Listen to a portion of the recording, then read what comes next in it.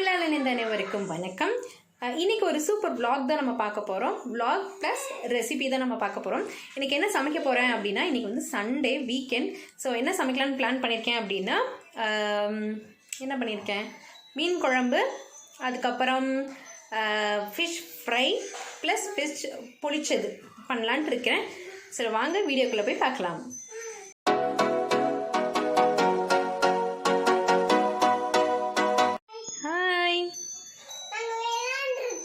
விளையாண்டுட்டு இருக்கீங்களா? சரி போய் விளையாடுங்க போங்க.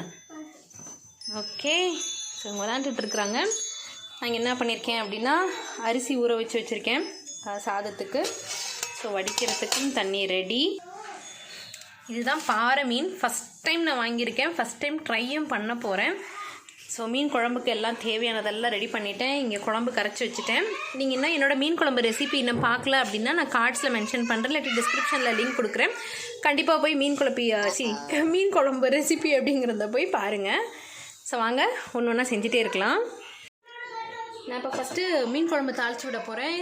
அப்படியே கடகடன்னு செஞ்சிடலாம், ஏன்னா நிறைய இருக்குது, டைமும் நமக்கு பத்தாது. ஸோ கடாய் பற்ற வச்சுட்டேன். ஸோ இதோட டீட்டெயில் ரெசிபி வந்து உங்களுக்கு நான் சொன்ன மாதிரி டிஸ்கிரிப்ஷனில் இருக்குது, நீங்கள் போய் பார்த்துக்கோங்க.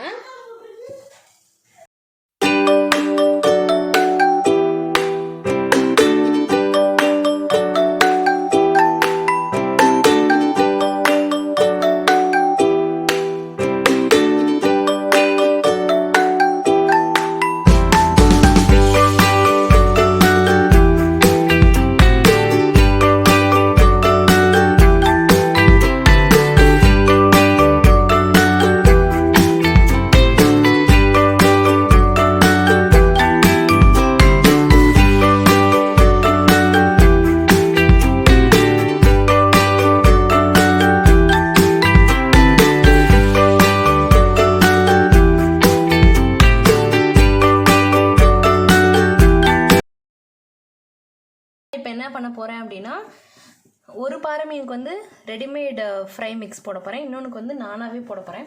ஐ மீன் வீட்டில் நம்ம இருக்கிறத வச்சே ஒரு மிக்ஸ். ஸோ அதுக்கு வந்து கொஞ்சோண்டு இஞ்சி பூண்டு பேஸ்ட், அதுக்கப்புறம் கொஞ்சோண்டு மிளகாய்த்தூள். நான் வந்து 2 ஸ்பூன் எடுத்துக்கிறேன் மிளகாய்த்தூள், கொஞ்சோண்டு மஞ்சத்தூள்,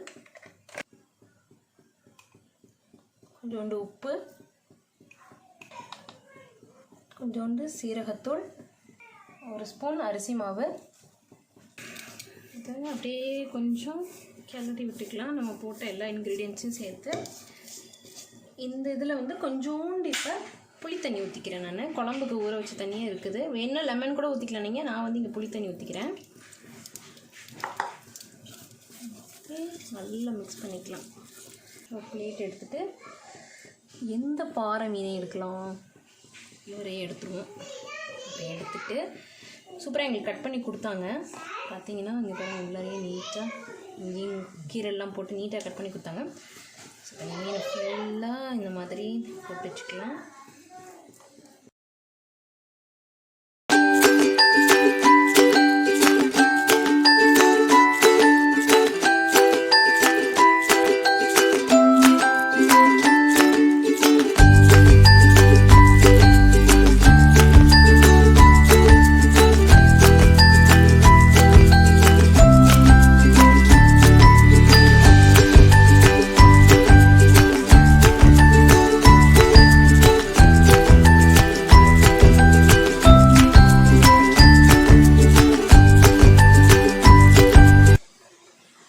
இந்த மிக்சிலேயே வந்து 3 பச்சை மிளகா,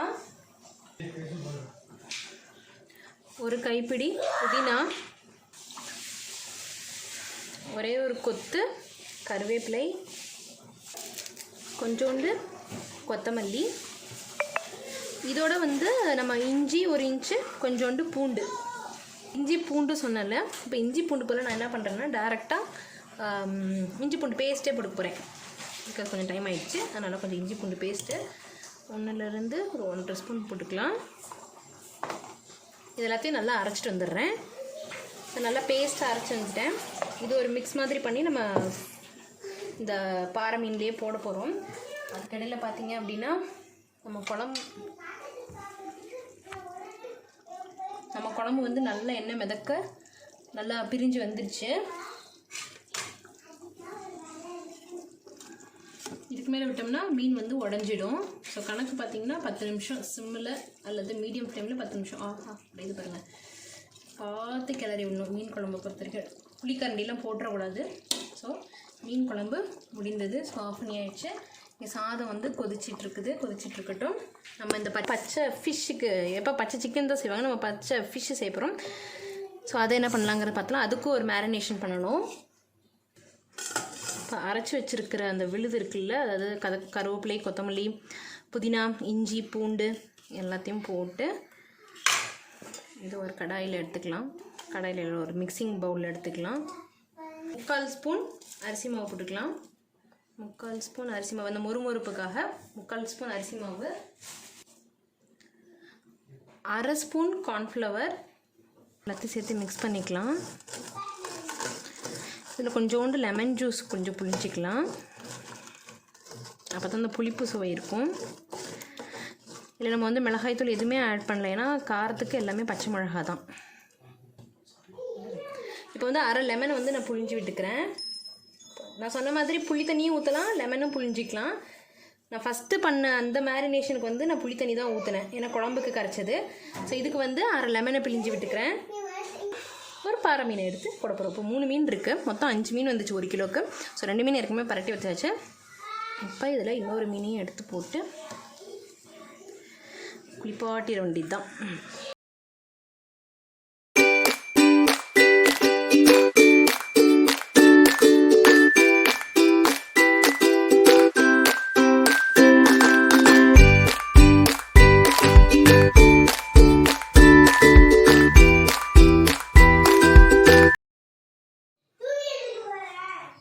ஸோ அரிசி வெந்துடுச்சு. ஸோ அதை வடிக்க போட்டாச்சு. அடுத்து நம்ம பொளிச்சதுக்கு ரெடி பண்ணிடலாம்.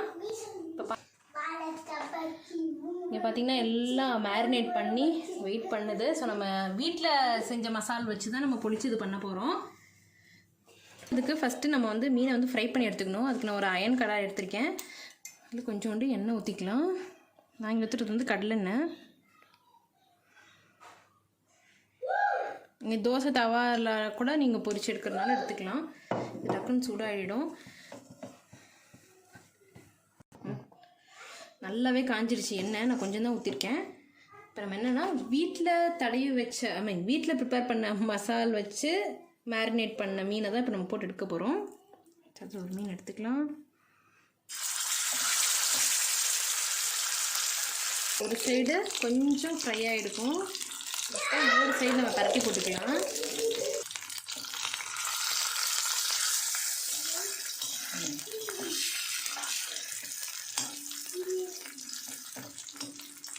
சூப்பர் ஆகிட்டுருக்கு.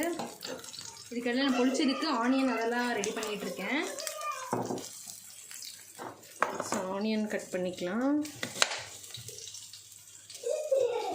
இந்த மழைக்காலம் வந்தாலே ஆனியன் தக்காளி ரேட்டு கூடும். ரேட்டு கூடுறத விட ஆனியன் எல்லாமே ஈரமாகவே இருக்கும். ஸோ நம்ம காஞ்சது வாங்கினா தான் நல்லாயிருக்கும். அதை குட்டி குட்டியாக கட் பண்ணி எடுத்துக்கலாம். பெஸ்ட்டு இன்னொன்று என்னென்னா, நீங்கள் வந்து சாப்பரில் வேணால் போட்டு குட்டி குட்டியாக நல்லா ஸ்லைஸ் பண்ணி எடுத்துக்கலாம். நான் கத்திலே கட் பண்ணிடலான்ட்டு கட் பண்ணிகிட்ருக்கேன்.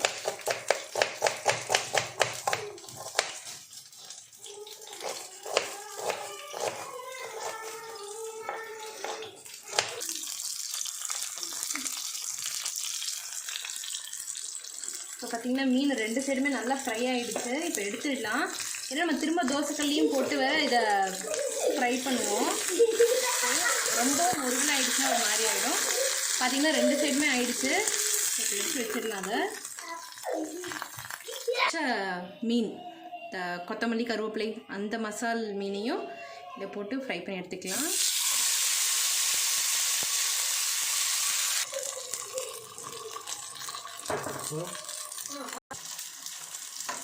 பொளிச்சதுக்கு ரெடி பண்ண போகிறோம். ஸோ ஒரு கடாயை வச்சுட்டு அதில் கொஞ்சோண்டு எண்ணெய் ஊற்றிக்கலாம். 2லேருந்து 3 ஸ்பூன் வரைக்கும் எண்ணெய் ஊற்றிக்கலாம்.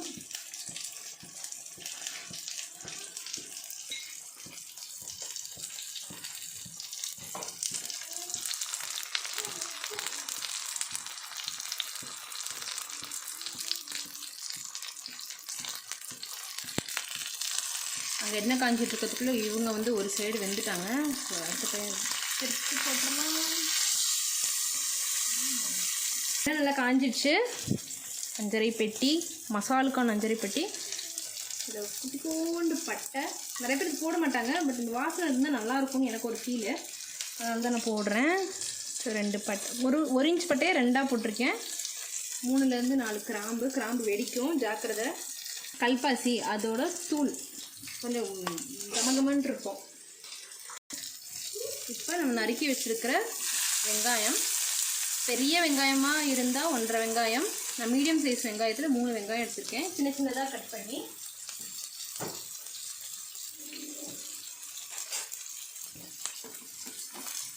கொஞ்சம் அடுப்பை ஏற்றி விட்டுக்கலாம், ஏன்னா இது வதங்கணும்.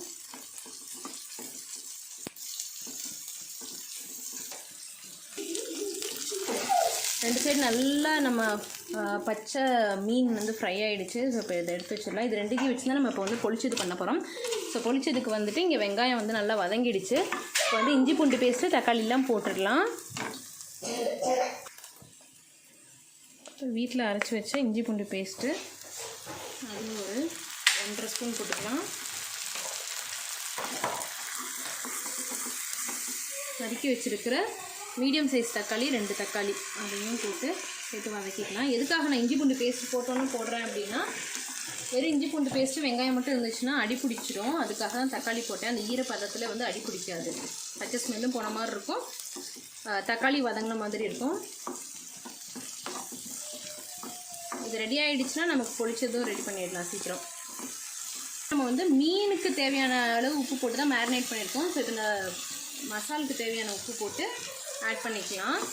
இப்போ மசாலுக்கு, அதாவது தக்காளி வெங்காயத்துக்கான உப்பு மட்டும்தான் இப்போ நம்ம போடுறோம். நான் கல் உப்பு போட்டிருக்கேன்.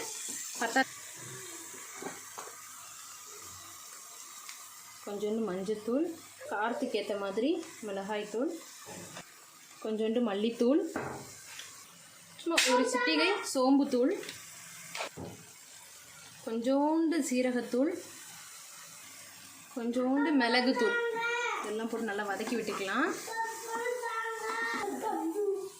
அது வதங்கிட்டு இருக்கிறதுக்குள்ள நம்ம கொஞ்சோண்டு மீன் குழம்புல போட்டுட்டு மிச்சம் மத்தி மீன் எடுத்து வச்சோம்ல, அதை இங்கே போட்டு ஃப்ரை பண்ணிக்கலாம்.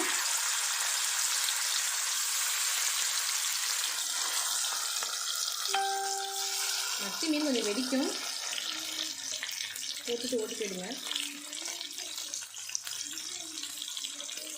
முழுசாக கருவேப்பிலை இருந்தால் எல்லோரும் தூக்கி போட்டுருவாங்க. அதனால் குட்டி குட்டியாக சாப் பண்ணி போட்டோம்னா நம்ம சாப்பாட்டோடய சாப்பிட்ருவாங்க. இப்போ இதில் கொஞ்சோண்டு மட்டும் எடுத்து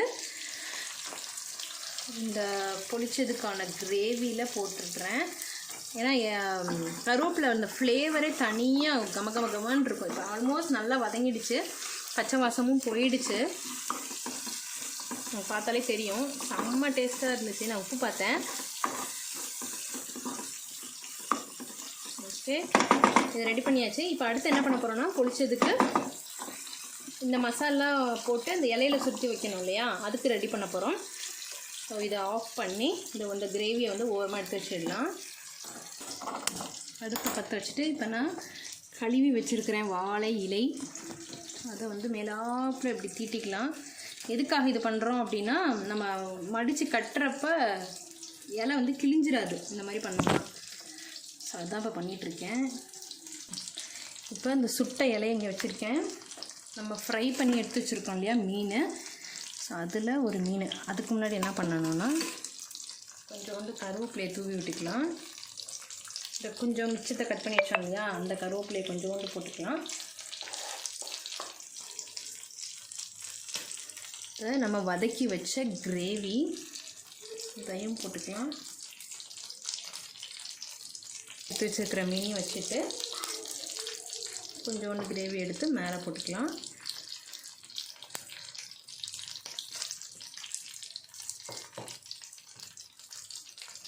நல்லா ஈவனாக எல்லா இடத்துலையும் படுற மாதிரி அந்த கிரேவி.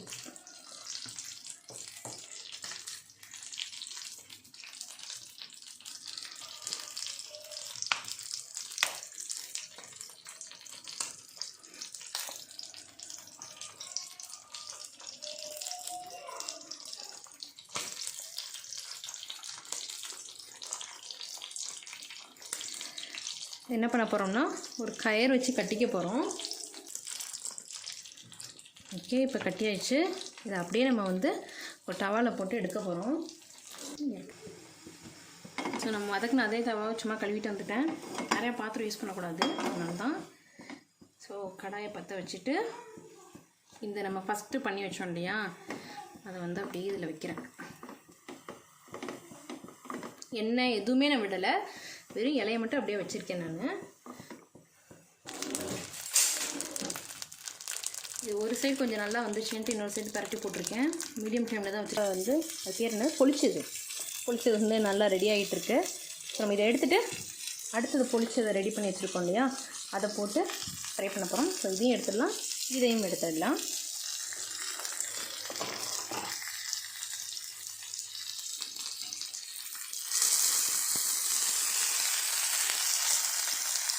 நல்லாவே ஃப்ரை ஆகிடுச்சு. ஸோ இதை எடுத்து வச்சிடலாம். ஸோ சார் அடுத்ததை போட்டுட்டேன். இங்கே ஒன்று எடுத்து வச்சுருக்கிறேன். நம்ம சாப்பிட்றப்ப பிரிக்கலாம், சூடாகவே இருக்கட்டும். டிவி. ஸோ இப்போ என்னென்ன பண்ணியிருக்கோங்கிறத பார்த்துடலாம்.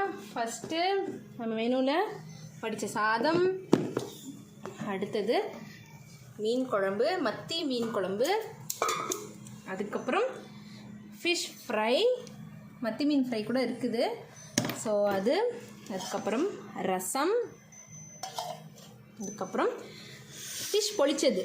இது இப்போ கட் பண்ணி பார்த்துடலாம் எப்படி இருக்குன்ட்டு.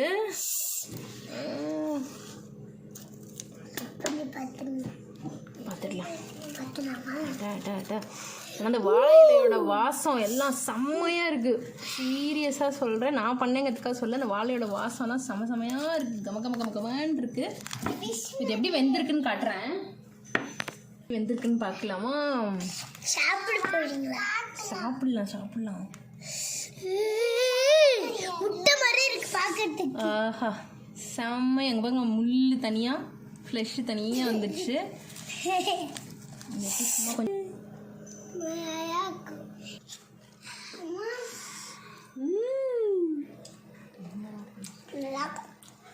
எப்படி இருக்கு? சூப்பரா. கட் பண்ணிடலாமா? கட் பண்ணிட்டு அதே மாதிரி இருக்கா? அது பச்சை ஃபிஷ்ஷு, இது வந்து ப்ரௌன் ஃபிஷ்ஷு, ரெட்டு ஃபிஷ். இது எப்படி வந்திருக்குன்னு பார்த்துக்கலாம். ஆஹா, செம்மையாக இருக்கு.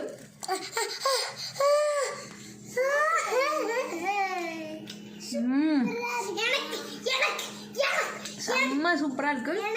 நான் செஞ்சேன்லாம் சொல்ல, நிஜமாலே சூப்பராக இருக்கு. இந்த ரெசிபிலாம் நீங்களும் உங்கள் வீட்டில் ட்ரை பண்ணிவிட்டு எப்படி இருந்துச்சுன்னு கமெண்ட் செக்ஷனில் மென்ஷன் பண்ணுங்கள். அடுத்த வீடியோவில் சந்திக்கலாம். தமிழால் இணைந்தே இருப்போம். வணக்கம்.